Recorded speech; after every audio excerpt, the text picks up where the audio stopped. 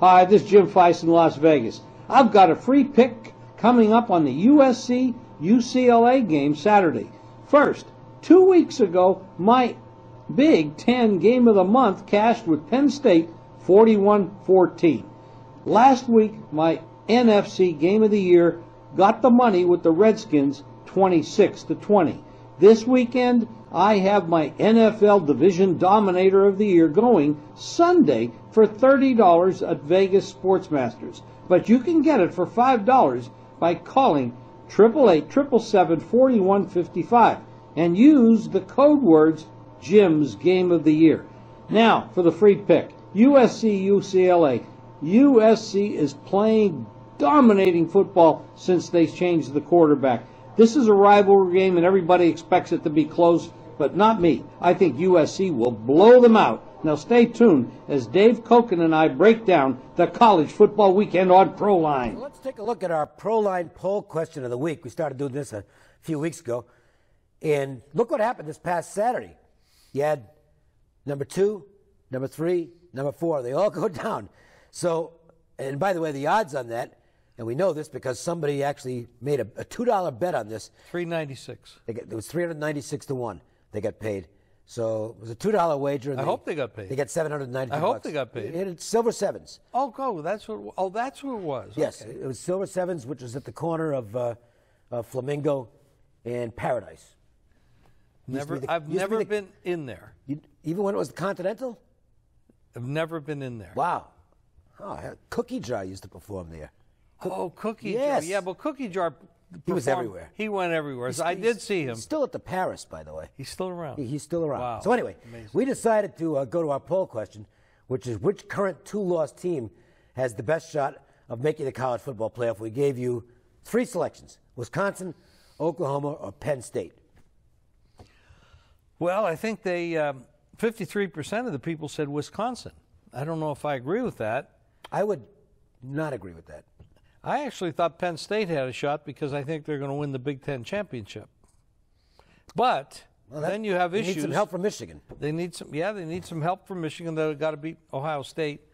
But I don't know. Can they take 2 from the same conference? No, I guess they I don't can. know if they sure they can. They can take all 4 from the SEC if they want. And what happens this week if West Virginia beats Oklahoma? Nothing. I don't think this is the Big 12's last shot. This is it. Oklahoma's playing well, and if they win out, they might have a chance at that 4th spot. Might. Basically, the system is better than it used to be. It still sucks. But it still sucks. Of course it does, because they're still voting. Look, we're not going to go into a long deal on this, and I don't want to upset Ohio State fans. Pat Williams, I know you're watching. I don't want to upset you with this. Okay? I think Ohio State is clearly one of the 4 best teams in the country. They sure are. But the fact is, unless Michigan beats Ohio State, unless Ohio State beats Michigan, and Penn State loses one of their last 2 games to Rutgers or Michigan State, then Ohio State can't even make the Big Ten championship game. I'm sorry, but you can be one of the best 4 teams, but you can't vote this stuff. This is the problem with voting. Okay, so it has to be based. You have to win. To me, you have to at least be in your conference championship game to have any chance. Well, I don't know that that's the criteria that's out there today, but you may be right. Here's the problem, Jim. Let's just say that they go there. Well, Ohio State, they sure look good, and they've only lost the 1 game, and they belong in. Okay, well then why are we even bothering to have conference champions? Or regular season games. Well, let's just pick the 4 best teams before the season starts, and we'll call the rest of these exhibitions. Then we'll get to the playoffs at the end of the year, and 4 teams play. Well, that's kind of like the NBA is. I mean, you play 82 games, and half the teams get into the playoffs. Right. Well, I don't want half getting into the playoffs, but they could, go to 8. Because your 8 is personally, I could do even more than that, make it a tournament. But 8, you get the Big 5 conference champions all in. And then you have 3 at-large spots that this committee can vote on. And there's no reason not to do it, by the way. If you go back a few years, we had no playoffs. No, it was a joke. It was a joke. It's still a joke, but it's a better joke than it had been in the past. Yes, I don't agree with like that. it, but I like it better than it was. I like it better than it was too, but I still don't like it. I agree. I want to see the games decided on the field, agree. and that's how you know who won. It's not guys sitting around a table and saying, this team's better than this team. Go out in the field and win. Ohio State, you lost to Penn State. That's the way it goes. Okay? All right, so let's look at something this weekend. Florida and LSU. This is the makeup of a game that got postponed earlier because of some very bad weather in the southeast. And it was supposed to be Florida's home game. Yeah. Now it's not. It's at LSU. Total, I mean, everything changes. I'd say everything changes here. McElwain's, I think, done a nice job at Florida. They still got limitations, but they're definitely improving. They got a nice record this year. 7-2, 10-4 ATS away. They're going back a few. 4-5 ATS this year though, which is an impressive. Ed Orgeron comes in, and he's done a good job at LSU. Much better than they were doing with Miles. Oh yeah. Although of course when they went up against Alabama, but nobody beats Alabama. I mean, they get shut out, completely shut down. It's amazing. I don't know if Alabama could be on the field against somebody like the Browns, but because you don't have all professional athletes, and we understand that's kind of a silly statement, but they're that much better than the rest of the college football world. So it's not a shame to lose to Alabama. No, this is not a game I'm going to play this weekend, but I'll give you a couple of pointers. One is that Florida knows what they have to do defensively, which is stop the run and force Etling to do things through the air. Yes. He was unable to do that against Alabama, and I suspect that he could be unable to do that against Florida to some extent. You know, he's a transfer from Purdue where, let's face it, he wasn't a great quarterback at Purdue. I think he's a game manager, and that's about it. So Florida could be difficult on Etling, and the points are enough here so that if I had to make a bet, I think I would take Florida plus the points in this game. You could squeeze in underneath the number for sure. Yeah. If you want to ask us any Vegas sports wagering questions, go to ProlineTV.com. Drop us a question.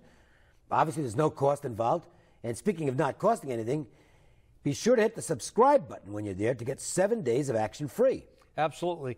Plus, go to JimFeist.com for free stats, articles, videos, my free fast facts, and plays from the nation's top handicappers.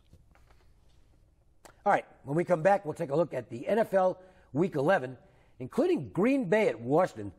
As many of you are wondering, what the hell is going on with the Packers? Well, we'll try and tell you when we come back. All right, little NFL news and notes of the week, and then we will look at the Packers-Redskins game.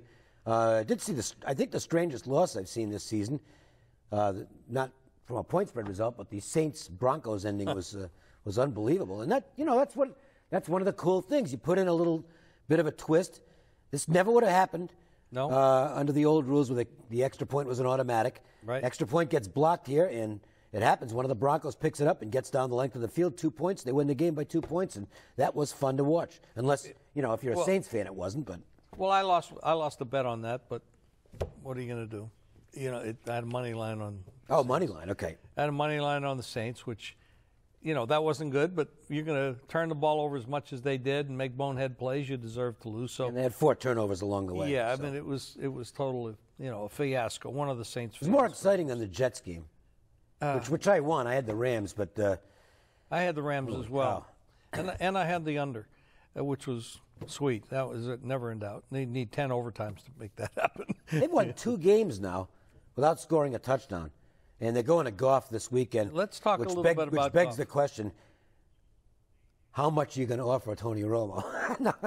Well, this is, Why not? They're the discussions I want to have. Romo did a classy thing yesterday. He comes out and he makes the announcement that this is Dak's team, basically, and he realizes his position. I don't remember anybody ever doing that. Classy before. guy, classy move. Chances are, unless there's really a blow-up by Dallas this year, he won't be there next year. I mean, they can't afford to pay both guys. I got 3 teams. So do I. Okay. The Rams. Bears. Oh, the Bears, okay. That's kind of it. He went to school at Eastern Illinois. Bears clearly need a quarterback. That's one I didn't have. You're right. The Jets, who always are looking to make a big splash signing, and they don't have a quarterback.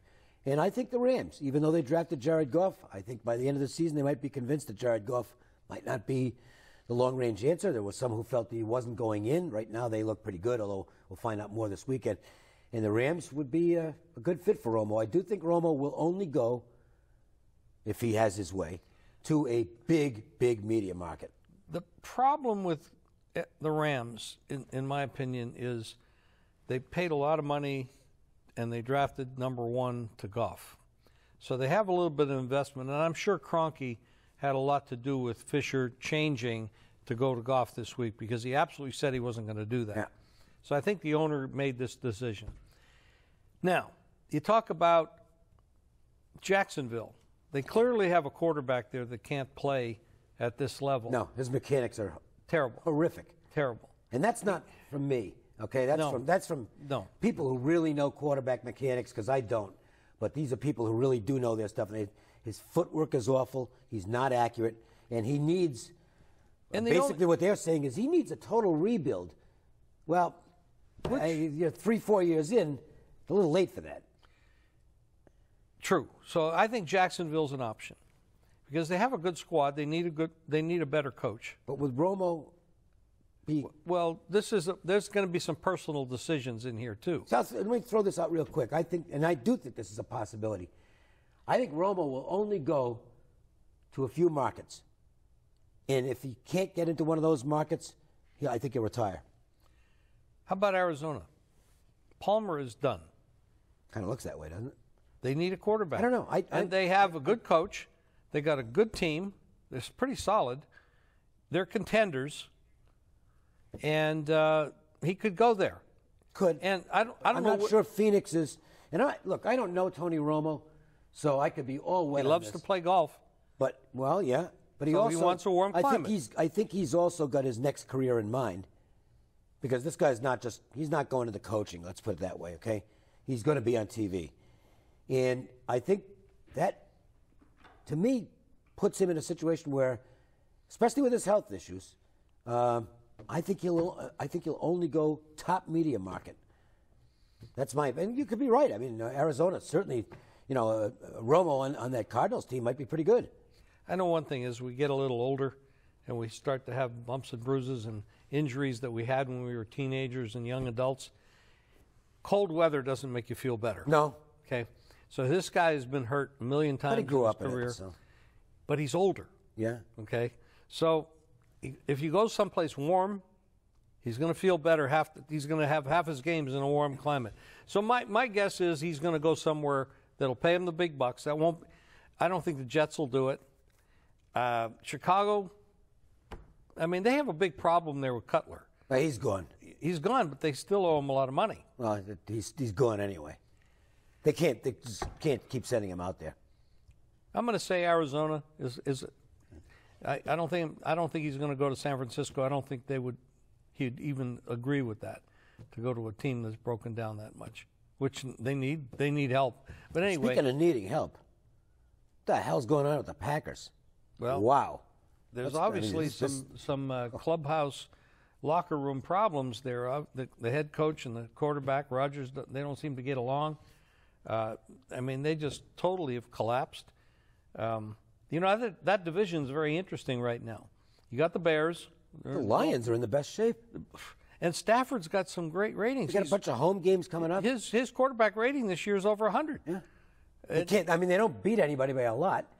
And that's why even this weekend you look at it and say, well, laying that many points with Detroit, even against a bad team, I don't think I can do it. But the Lions actually are in the best shape in that division. Right now, the Lions are the best team in that division today. Yeah. Because the other teams are hurt. So the Packers now, and this is interesting. I talked with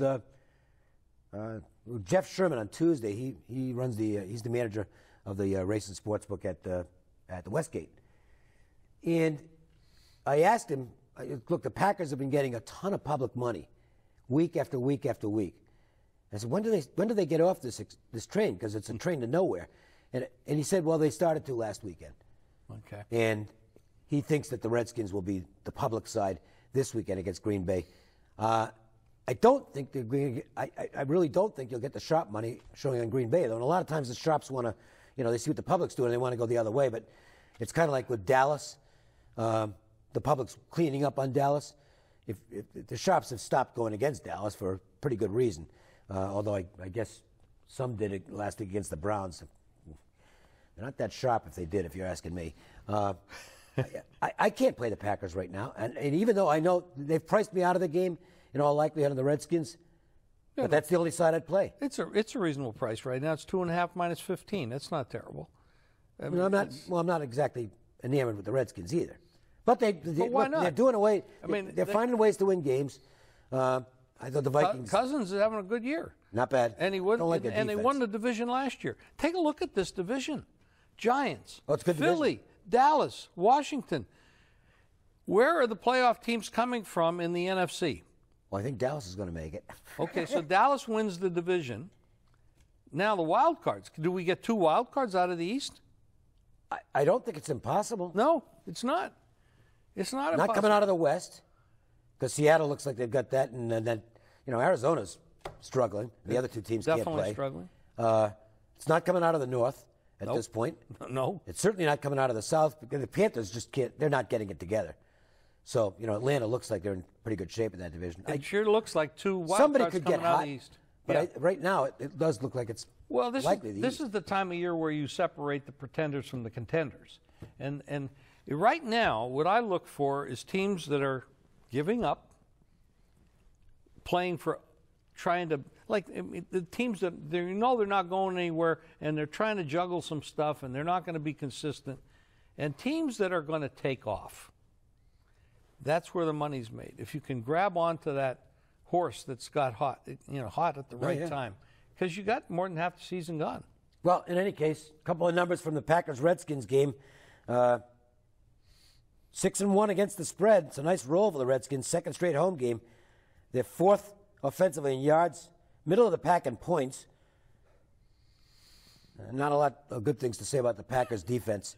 Their offense, their offense is actually starting to come around some. I think the Eddie Lacy injury hurt him.